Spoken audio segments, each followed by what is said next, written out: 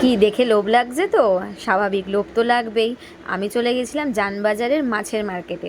So জানবাজারের মাছের মার্কেটটা কিন্তু দেখতে খুব লোভনীয়, দেখলে মনে হবে যে সব মাছ কিনে নিই। আর প্রচুর তাজা তাজা মাছ ছিল ওখানে। আর আমি কিন্তু ওখানে ইলিশ মাছ কিনতে গেছিলাম।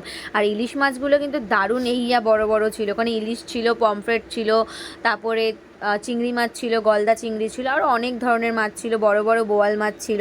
আমি ভাবছিলাম যে সব মাছ নিয়ে নিই, বাট ওখানে ইলিশ মাছ, এত ভালো ভালো ইলিশ মাছ ছিল। ওখানে প্রায় 800 টাকা থেকে ইলিশ মাছের প্রাইস ছিল।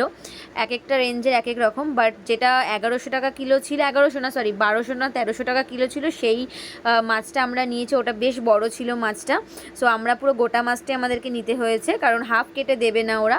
তো যাই হোক, এই দেখো আমি হাতে বড় বড় বোয়াল মাছ ধরে আছে। আর প্রচুর বৃষ্টি হচ্ছিল, বাট তাতে কি, মাছ কিনতে কিন্তু বেশ মজা লাগছিল বৃষ্টিতে ভিজে ভিজে। আর এখানে আমার সিজুর জন্য রুই মাছ নিচ্ছিলাম, বিকজ ও রুই মাছটা খেতে খুব ভালোবাসে। আর এই দেখো, এটা হচ্ছে ছোটো ইলিশ।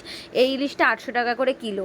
ওরা বরফেই রেখেছিল ইলিশগুলো। আর আমি হেলমেটটা পরেছিলাম, বিকজ ওখানে প্রচুর বৃষ্টি হচ্ছিল, ভিজে যাব বলে হেলমেটটা মাথায় দিয়ে রেখেছিলাম। আর এই দেখো, আবার আমি বড় ইলিশ তুলেছি। এটা হচ্ছে বড় ইলিশ, আগেরটা ছিল ছোট ইলিশ, এটা বড় ইলিশ। এই বড় ইলিশগুলো, এগুলো তোমার 1200 না 1300 টাকা করে কিলো ছিল। সো তোমাদের যদি এরকম মাছ নিতে তোমরা চাও, তাহলে জানবাজারে চলে যাও, দেরি করো না, ঝট